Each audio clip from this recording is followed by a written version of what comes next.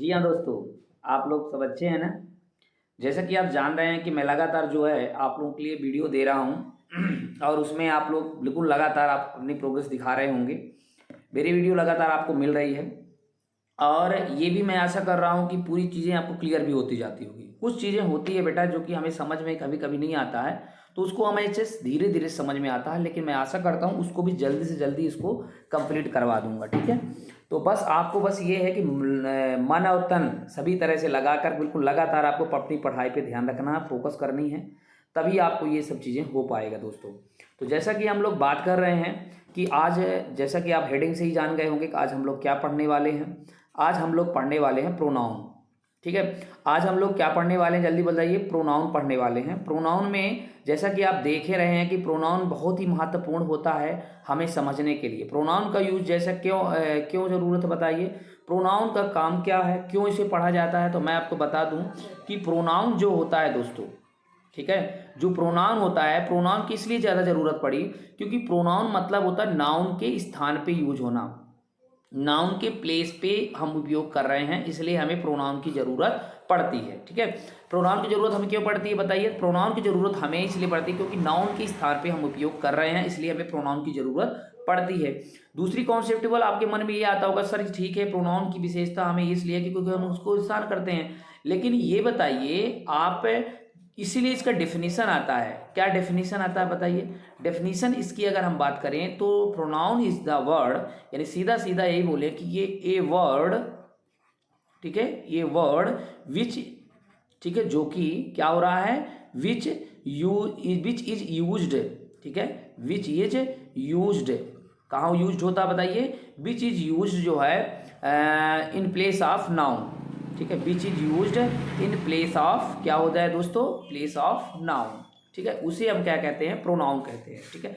ऐसा वर्ड जो कि हमें which is used in place of noun, जो कि हमें नाउन के स्थान पर उपयोग हो रहा है। इसीलिए जैसे मान लीजिए रमेश नाम लिख रहे हैं, तो रमेश किसी एक लड़के का नाम है, इसलिए रमेश के लिए प्रोनाउन हम क्या लगाएंगे बेटा, ही लगाएंगे ठीक है। क्या लगाएंगे बताइए, रमेश के लिए हम क्या लगाएंगे, हम लोग रमेश के लिए जो बात करेंगे दोस्तों, वो रमेश के लिए हम लोग ही लगाएंगे, ठीक है। समझ में आ रहा है बिल्कुल समझ में आता होगा, ठीक है, आशा करते हैं बिल्कुल क्लियर होता जाता होगा। चलिए इसके बाद प्रोनाउन तो समझ में आ गया। जैसे कोई लड़की सुनीता नाम है, अगर कोई लड़की का नाम सुनीता है, कोई लड़की है, उसके लिए हम लोग सी का यूज करते हैं। किसका उपयोग करते हैं बेटा, सी का यूज कर रहे हैं, ठीक है। इसी तरह से कोई लड़का लड़की का नाम होता है उसे ही सी, जैसे मैं हूँ, अब मैं के लिए क्या प्रोनाउन होता है, आई होता है।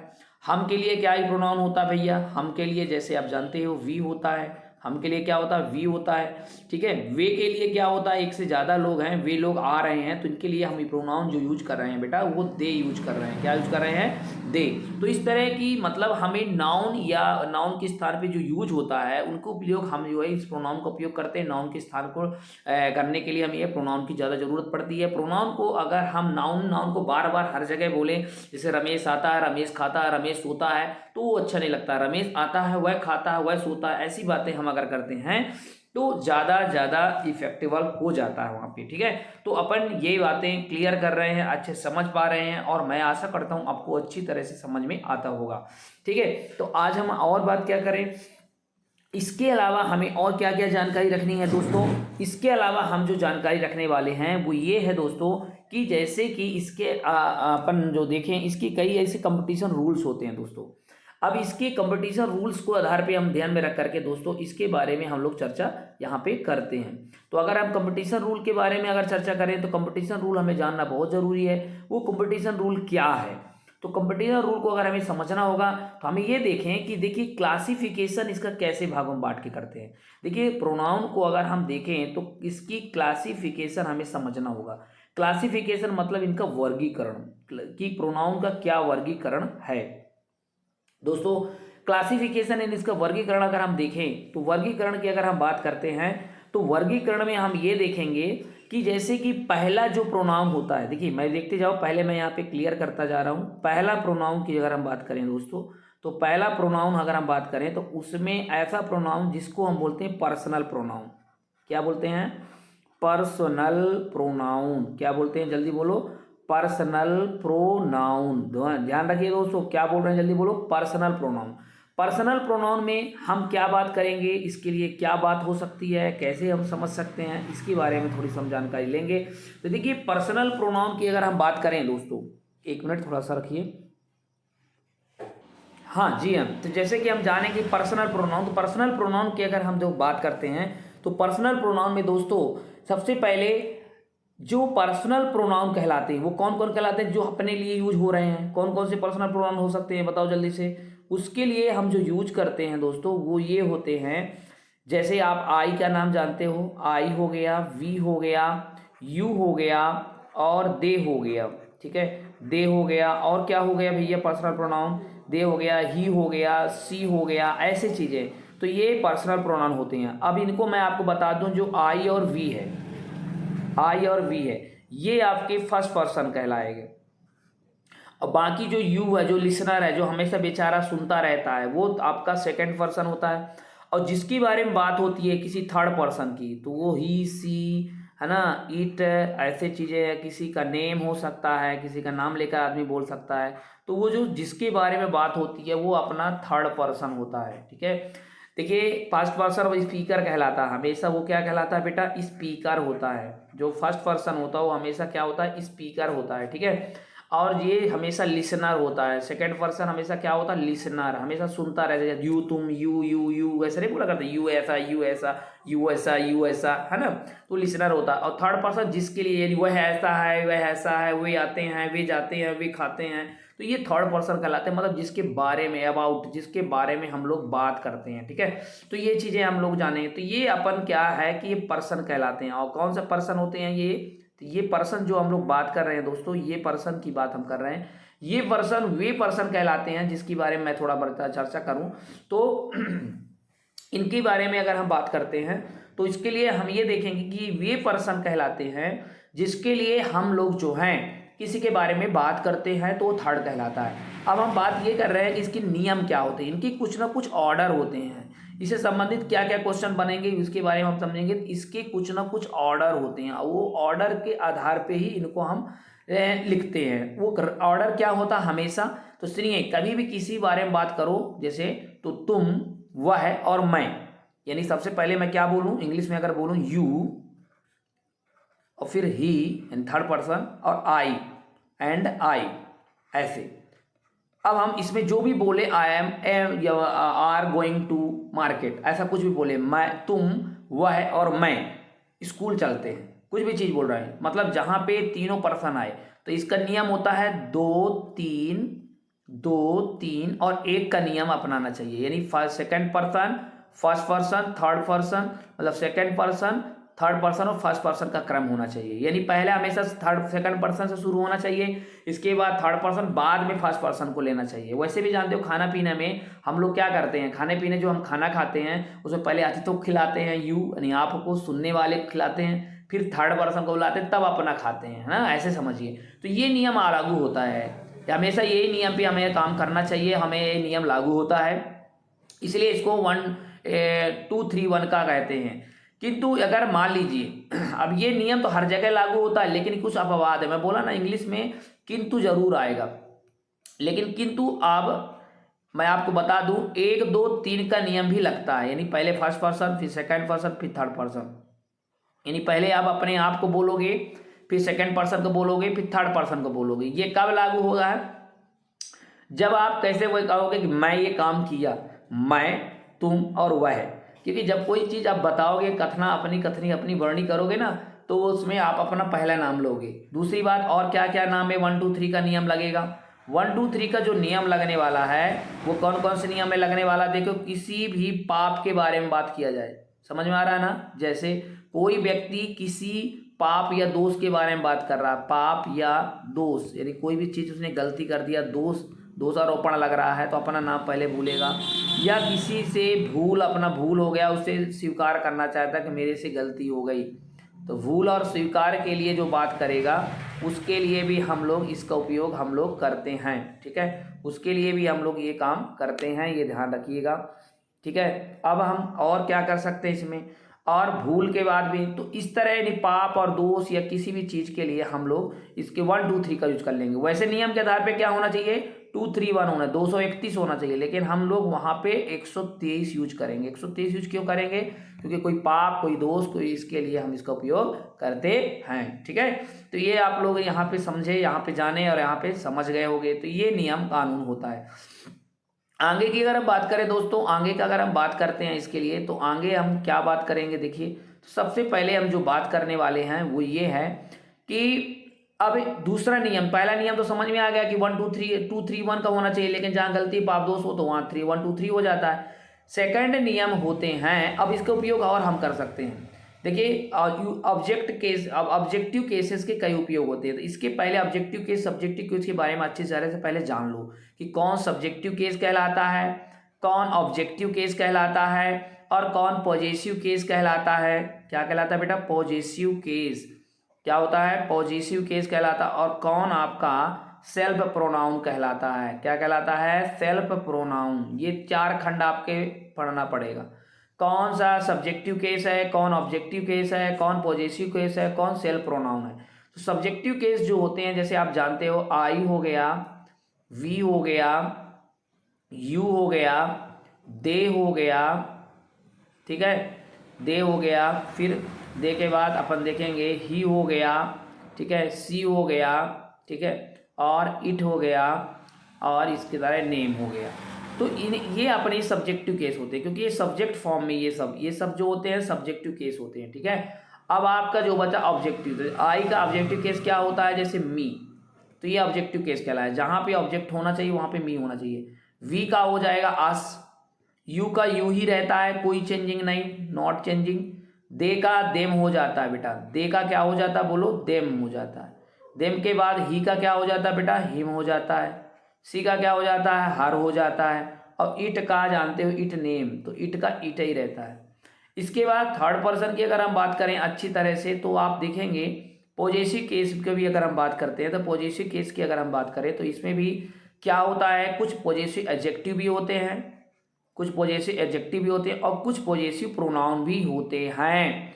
वो पॉजेसिव एडजेक्टिव पॉजेसिव प्रोनाउन में क्या अंतर होता है दोनों में, बस इतना अंतर होता है कि जैसे आई का मी हो गया, यहाँ पे थोड़ा सा मैंने गलत लिख दिया, यहाँ पे थोड़ा सा 1 मिनट रुकिएगा, थोड़ा सा 2 मिनट के लिए आपको मैं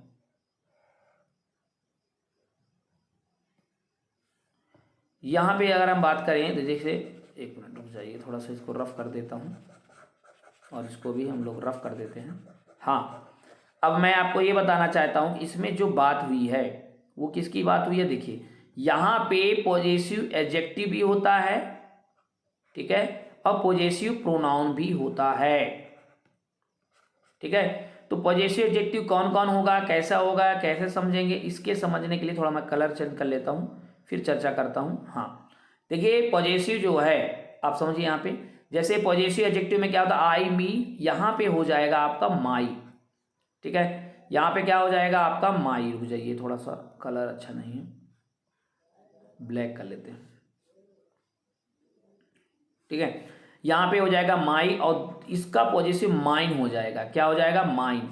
ठीक है, इसका हो जाएगा माई और दूसरा हो जाएगा माइन, और इसका सेल्फ प्रोनाउन माई सेल्फ हो जाता है। जैसे मैंने खुद से अपना कार लिया, माई सेल्फ। ठीक है, माई सेल्फ हो जाता है। इसके बाद बी का हो जाएगा अपन अस, और थर्ड पर्सन आवर हो जाएगा, यानी आपका एडजेक्टिव आवर होगा। और थर्ड प्रोनाउन जो आवर्स हो जाएगा, अपॉस्ट्रोफी एस लग जाता है, आवर्स, और यहाँ पे हो जाता है आवर सेल्फ। तो अब सेल्फ ना होगा, सेल्फ होगा, क्योंकि सेल्फ का प्रोनाउन, क्योंकि ये प्रोनाउन है, ये वो प्लूरल है, इसलिए सेल्फ का प्लूरल सेल्फ हो जाता है। ठीक है, इसके बाद यू का यू ए रहता है भैया, ये भी यू रहेगा, ये योर हो जाएगा, by O U R, your हो जाएगा। और यहाँ पे योर्स हो जाएगा। क्या हो जाएगा भैया, अपॉस्ट्रोफी एस लग जाएगा। तो अपॉस्ट्रोफी ज़्यादातर पॉजेसिव प्रोनाउन में लगता है, पॉजेसिव प्रोनाउन में। पॉजेसिव प्रोनाउन की क्या विशेषता होती है, पॉजेसिव प्रोनाउन की विशेषता ये होती है मेरे दोस्त, पॉजेसिव प्रोनाउन की मुख्य विशेषता ये होती है कि पॉजेसिव प्रोनाउन हमेशा, ध्यान रखिएगा, पॉजेसिव प्रोनाउन की ये विशेषता हो कि हमेशा जो है अकेला आता है, और इसको योर सेल्फ हो जाएगा। योर सेल्फ भी होता है, योर सेल्फ भी होता है। क्यों, क्योंकि अगर एक के लिए यू लगा हुआ है तो योर सेल्फ हो जाएगा, लेकिन एक से ज़्यादा के लिए तो सेल्फ हो जाएगा, यानी इसमें सेल्फ और सेल्फ दोनों का ध्यान रखना पड़ेगा। ठीक है, अब देखिए दे का देम देयर, THEIR देयर, और इसका देयर्स हो जाएगा THEIR अपोस्ट्रोफी देयर्स, और यहाँ पे देम सेल्फ हो जाएगा। क्या हो जाएगा मेरे दोस्त? Them self, them self, self नहीं देम सेल्फ, ठीक है।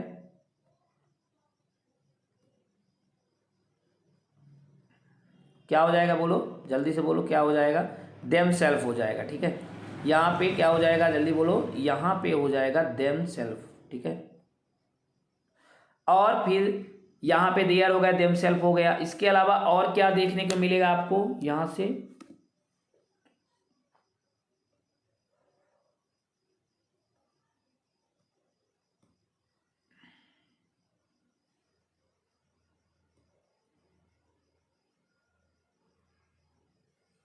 ठीक है, एक मिनट रुकिएगा थोड़ा सा।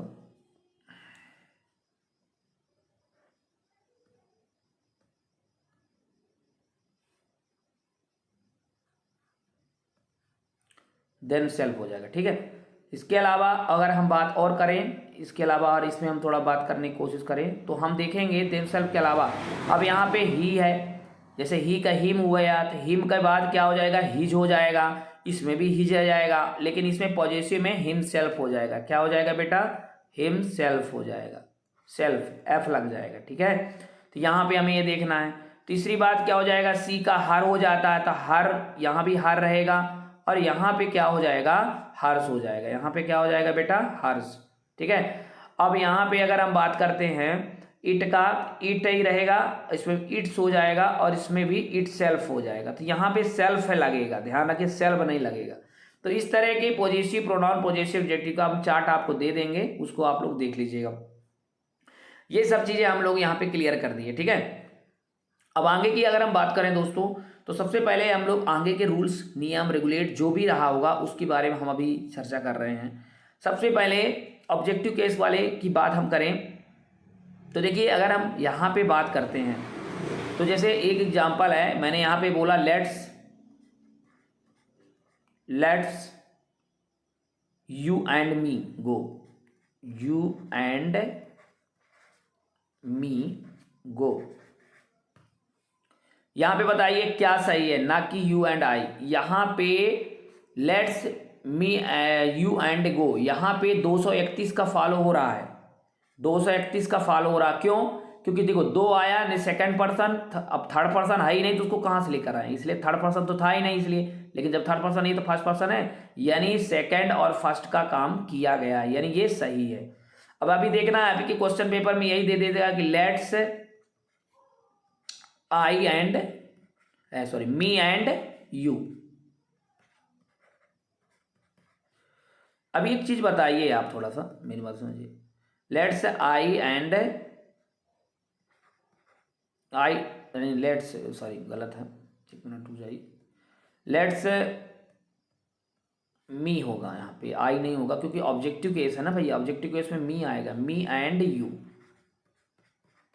ठीक है। ये तो ये सही नहीं माना जाएगा, ये गलत है क्योंकि यहाँ पे 123 हो रहा है, 123 का फॉलो यहाँ पे नहीं होना चाहिए, ठीक है। इसलिए यहाँ पे हमारा ये चीजें गलत हो जाएगी, ठीक है। आगे की अगर हम बात करें दोस्तों, आगे अगर हम प्रोसेस की बात करें तो सबसे पहले यहाँ पे हम देखेंगे, तो अपन यहाँ पे देखें जैसे दूसरी है कि लेट्स यू एंड मी, ना कि और, है ना। देखा यहाँ पे किसी भी प्रीपोजिशन के बाद, जैसे अगर हम बात करें, एक चीज और सुन लीजिए, कोई भी अगर प्रीपोजिशन आ रहा है, कोई भी अगर प्रीपोजिशन आपको दिख गया, प्रीपोजिशन में जैसे आपको मैं बताऊंगा ऑफ हो गया, कहीं फ्रॉम हो गया, आपको टू कहीं दिख गया, विथ कहीं दिख गया, तो इसके बाद हमेशा ऑब्जेक्टिव केस ही आता है, प्रोनाउन का ऑब्जेक्टिव केस आएगा, सब्जेक्टिव केस गलत माना जाएगा, हमेशा ऑब्जेक्टिव केस आता है, ठीक है। तो इसलिए अगर हमें ऐसी बातें कहीं दिख जाएगी तो हमें ध्यान रखना है। इसके एग्जांपल मैं आपको समझाने की कोशिश करूंगा। देखिए सबसे पहले मैं आपको एग्जांपल इसको समझाऊंगा, देखिए कैसे, क्योंकि प्रीपोजिशन के बाद कैसे क्या होता है, ठीक है। तो अपन देखें यहाँ पे, सबसे पहले तो यहाँ पे ऐसे देखेंगे, जैसे देखिए ही के बाद देखिए डिपेंड, डिपेंड्स, ही डिपेंड्स। अब ऑन के बाद आई लगा है, अरे भैया गलत है, क्योंकि किसी भी प्रीपोजिशन के बाद अभी हमने बताया ना कि वो ऑब्जेक्टिव केस में होगा, इसलिए ऑब्जेक्टिव केस का मी होगा, इसलिए यहाँ पे ये गलत है, ठीक है। समझ में आ गया कि नहीं? जैसे एक क्वेश्चन और कर रहा है, देयर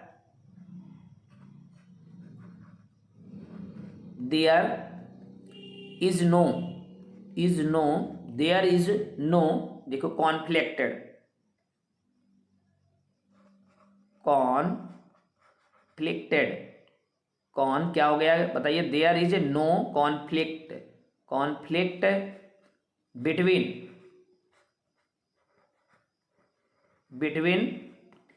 बिटवीन के बाद क्या लगना चाहिए, यू एंड आई, बेटा गलत, this is a wrong,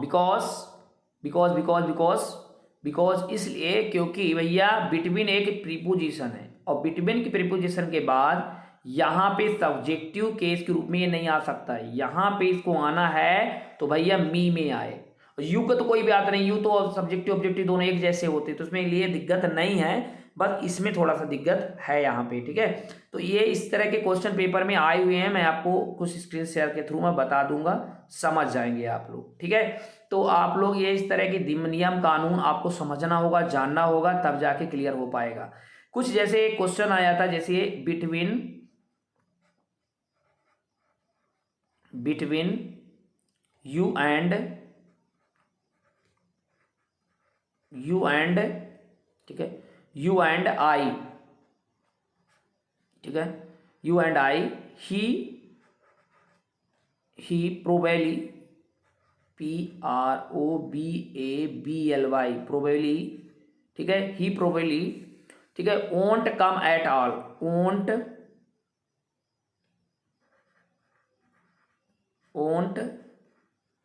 won't के बाद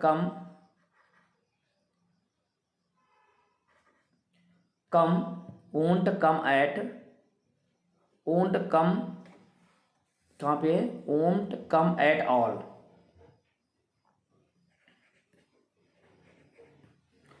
तो इसके लिए जैसे ये आपका ए पार्ट हो गया, मान लो इतना तक आपका ए पार्ट हो गया, यहाँ तक आपका बी पार्ट हो गया, और यहाँ पे ओंट WONT ये ओंट जो है आपका सी पार्ट हो गया, और यहाँ पे आपका डी पार्ट हो गया, और नो इधर एक लग देगा, और नो इधर में बोल देगा कि भैया यहाँ पे ई पार्ट हो गया, कोई गलती नहीं तो ई पार्ट लगाइए। तो देखिए आप समझिए, यहाँ पे बिटवीन लग गया, यानी आप समझने की बात है, यहाँ पे बिटवीन लग गया मतलब ये गलत, क्योंकि यू ठीक है, आई नहीं होगा, यहाँ पे आई के जगह में क्या हो जाएगा भैया, मी। और ये क्वेश्चन पेपर में आए हुए क्वेश्चन पेपर हैं, और बहुत ही अच्छे हैं। ये BDS में 1990 में क्वेश्चन आया था, ये 1990 का क्वेश्चन आया था इसमें, ठीक है। तो ये आपको थोड़ा सा ध्यान रखना है, ठीक है।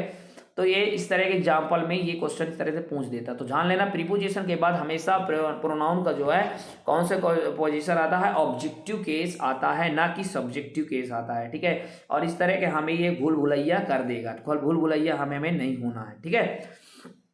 अब देखिए कुछ देन यार द केस में कुछ डिपेंड करता था, एक नया रूल्स और नया नियम हम लोग बात करेंगे, किसमें भैया, अपन देखेंगे कुछ नियम कानून में। तो जैसे अपन लोग बात करते हैं, देखिए अगर हम कुछ बात करें तो सबसे पहले यहाँ पे हम बात करेंगे, मैं पूरा स्क्रीन कर दे रहा हूँ, देखिए यहाँ पे मैं अगर बात करूँ यहाँ पे, तो आप यहाँ पे देखेंगे कुछ नियम देन, THAN देन, और कुछ नियम द केसेस में भी देखने को मिला है। ये देन और द केस में क्या मिला है तो मैं बता दूं,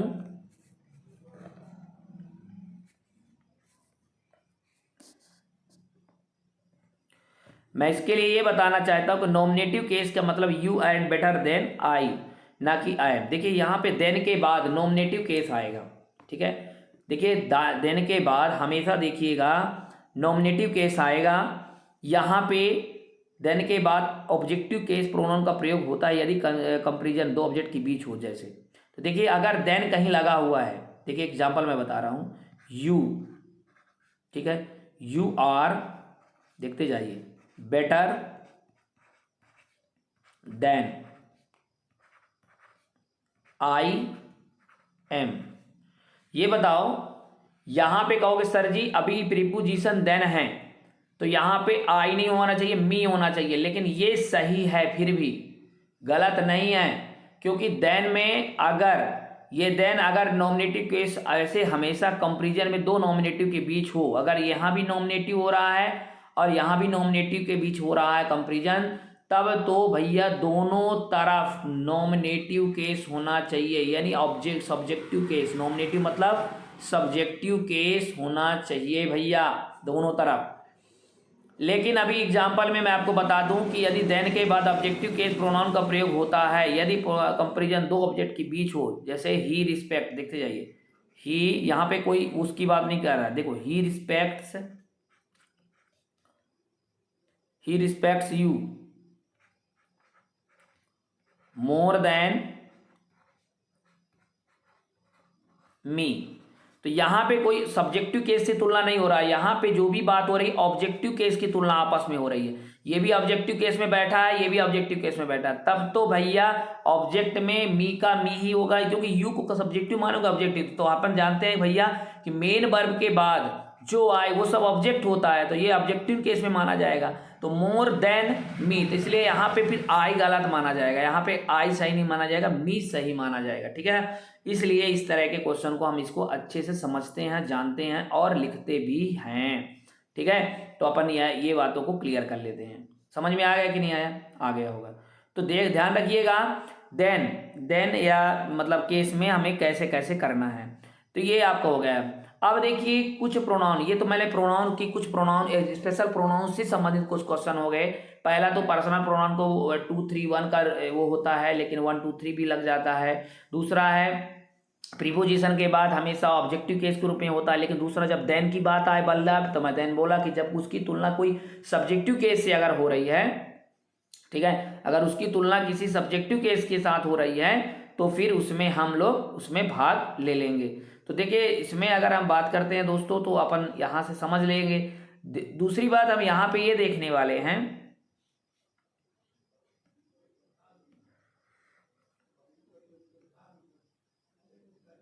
ठीक है। हाँ चलिए यहाँ पे हम लोग यहाँ पे बात करेंगे। देखिए सबसे पहले जो हम बात कर रहे हैं वो ये है कि भैया डिस्ट्रीब्यूटेड प्रोनाउन में भी इसका उपयोग हम लोग करते हैं। सेकंड में बोल रहा है कि डिस्ट्रीब्यूटिव प्रोनाउन, डिस्ट्रीब्यूटेड प्रोनाउन में भी इसका उपयोग हम लोग कर रहे हैं। जैसे कि ईच का प्रयोग, हम ईच नाम सुने होंगे आप लोग, ईच है ना। ईच के बाद आप आइदर और नाइदर का नाम भी सुनेंगे और कुछ अलग बात है। डिस्ट्रीब्यूटेड प्रोनाउन क्या क्या होते हैं? ईच हो गया, आइदर और नाइदर हो गया, पहले तो ये जानिए आप, आइदर और नाइदर का प्रयोग आपने अच्छी तरह से जाना होगा। ये सब आपके डिस्ट्रीब्यूटेड प्रोनाउन। डिस्ट्रीब्यूटेड का मतलब होता है वितरण। वितरण मतलब किसी भी चीज को बांटना, एक लोगों से या दो लोगों से, दो से ज्यादा लोगों के बीच हो रहा है। तो ये चीजें, जैसे ईच का प्रयोग अब इनका अलग अलग होगा। जैसे ईच का कोई पूछे तो डिस्ट्रीब्यूटेड प्रोनाउन पढ़ रहे हैं, ईच का प्रयोग अगर हम बात करें तो ईच का प्रयोग ज्यादातर दो या दो से अधिक के लिए होता है। दो से अधिक के लिए इसका उपयोग कर सकते हैं, ठीक है। जैसे ईच ऑफ द 2 बॉयज, प्रत्येक 2 लड़कों में प्रत्येक को, ईच ऑफ द 2 बॉयज, ठीक है, ईच ऑफ द 2 बॉयज, तो उसमें होता है। लेकिन अब आइदर और नाइदर का प्रयोग हम कहाँ करते हैं? तो आइदर और नाइदर जो आपका बच गया, वो आइदर और नाइदर, यहाँ पे देख रहे हो आइदर और नाइदर जो आपको दिख रहा है, वो आइदर और नाइदर का उपयोग हम लोग जो हैं केवल 2 के लिए करते हैं। जहाँ पे 2 हो, बस 2 से ज़्यादा ना हो, ओनली 2 के लिए करते हैं, ठीक है। जैसे आइदर और नाइदर का प्रयोग, जैसे आइदर दीज 2 बॉयज, यहाँ पे फिक्स है, आइदर ऑफ दीज 2 बॉयज, तो यहाँ पे 2 ही लड़के होंगे तभी आइदर लगाएंगे, 2 से ज़्यादा हो जाएंगे तो यहाँ पे फिर ईच लग जाएगा। आइदर और नाइदर हमेशा जान लो 2 के लिए ही होते हैं। समझ में आ रहा है कि नहीं आ रहा है? बिल्कुल क्लियर हो गया, ठीक है। अब हम आगे की बात और करते जाएंगे, समझते जाएंगे और समझने के साथ साथ उसको और अच्छे से जानते जाएंगे। ठीक है, तो सबसे पहले हम लोग जो बात कर रहे हैं तो वो कैसा है, क्या करना है, कैसे समझना है, इसको हम आगे की चर्चा करते हैं। ठीक है, अब एक होता है third number reciprocal pronoun. Reciprocal pronoun, reciprocal pronoun का प्रयोग कहाँ करते हैं? रेसिप्रोकल मतलब व्युत्क्रम टाइप के काम होगा। जैसे ईच अदर का प्रयोग सिर्फ दो, देखो ईच अदर या ईच अदर मतलब होता है एक दूसरे से, मतलब रेसिप्रोकल टाइप के चलेगा, एक दूसरे से ऐसा। तो इसलिए इसमें कौन कौन से उपयोग हम लोग करते हैं? एक हम ईच अदर का प्रयोग करते हैं, दूसरा ईच अदर के बाद हम करते हैं वन अनदर, ईच अदर और वन अनदर, इनका प्रयोग हम रेसिप्रोकल प्रोनाउन के रूप में करते हैं। वन अनदर मतलब होता है कि एक दूसरे से, इसका भी मतलब होता है, इसका भी मतलब होता है एक दूसरे से। यहाँ भी इसका मतलब एक दूसरे से होता है और वहाँ भी एक दूसरे से होता है। तो ईच अदर का प्रयोग हम कैसे करेंगे आप जानिए। ईच अदर का प्रयोग ओनली, जो ईच अदर आप लिखे हैं ये केवल जो है सिर्फ दो के लिए होता है, सिर्फ दो। और ये वन अनदर जो है दो से ज्यादा, दो से अधिक, दो से अधिक के लिए जो है वन अनदर का प्रयोग हम लोग करते हैं। ठीक है, तो ये आपको ध्यान रखना। एग्जाम्पल के तौर पे अगर हम बात करें यहाँ पे तो आप देखेंगे कि जैसे यहाँ पे दिखा हूँ वन अनदर, मतलब इसके लिए मैं एग्जाम्पल बता रहा हूँ। जैसे मान लीजिए मैं बोला कि the two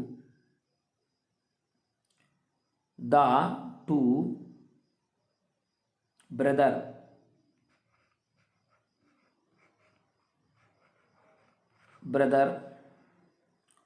the two brother hate, यहां पे क्या होना चाहिए? ईच अदर की वन अनदर, ईच अदर होगा, क्योंकि यहां पे दो लड़के भाई जो आपस में घृणा कर रहे हैं। और अभी मैं यहाँ पे एग्जांपल और बता रहा हूं,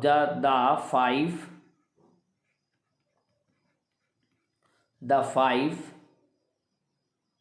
ठीक है, the five brothers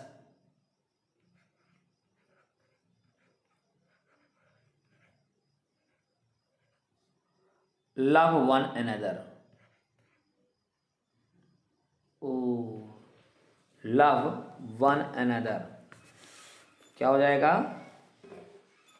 love one another.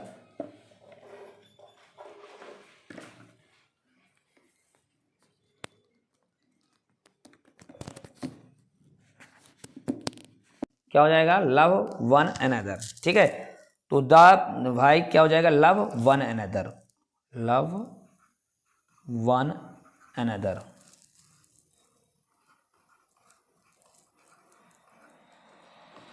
ठीक है, तो यहाँ पे एक से ज़्यादा लोग दिख रहे हैं, इसलिए यहाँ पे ये वाला कंडीशन लागू होगा। तो यहाँ पे रेसिप्रोकल प्रोनाउन भी हम लोग पढ़ लिए हैं। कल से हम जो प्रोनाउन को जो टाइप बचे हुए हैं, एक डेमोस्ट्रेटिव प्रोनाउन बचा हुआ है, एक रिफ्लेक्सिव प्रोनाउन बचा हुआ है और एक एम्फेटिक प्रोनाउन बचा हुआ है। तो इन प्रोनाउनों को अच्छे से हम समझेंगे। फिर लास्ट में हम डिग्री पढ़ेंगे, सुपरलेटिव डिग्री के साथ कैसे यूज होता है, कॉम्परेटिव डिग्री के साथ कैसे यूज होता है, ये हम प्रोनाउन की अच्छी तरह प्रोनाउन की पूरी तरह से अभी पढ़ेंगे। प्रोनाउन के अभी चैप्टर एक वीडियो में और आएगा दोस्तों, इसको अच्छे से समझिए, मजे से समझिए, तब आपको क्लियर होगा। बहुत ज़्यादा समझना ही पड़ेगा, तभी क्लियर हो पाएगा। तो प्रोनाउन की वीडियो लगातार आपके सामने ही प्रोवाइड होती रहेगी। आपको बस इतना करना है कि इन प्रोनाउन की वीडियो को अच्छे से समझते जाना और एक साइड पे आपको लिखते भी जाना है। अगर आप नहीं लिख रहे होंगे मेरी बातों को, बस ऐसे ही ध्यान से केवल नॉर्मली ऐसे आप पढ़ रहे होंगे, तो शायद ये आपके लिए बुरा हो सकता है। इसलिए मैं आप सबसे रिक्वेस्ट करता हूँ कि आप इसके लिए अच्छे से काम करना है आपको, चाहे कुछ भी हो जाए, आपको अच्छे से काम इसमें करना है। ठीक है ना? तो आप अच्छे से पढ़िए, इसको समझिए और हम लोग बात करते हैं। तो अपन आगे की भी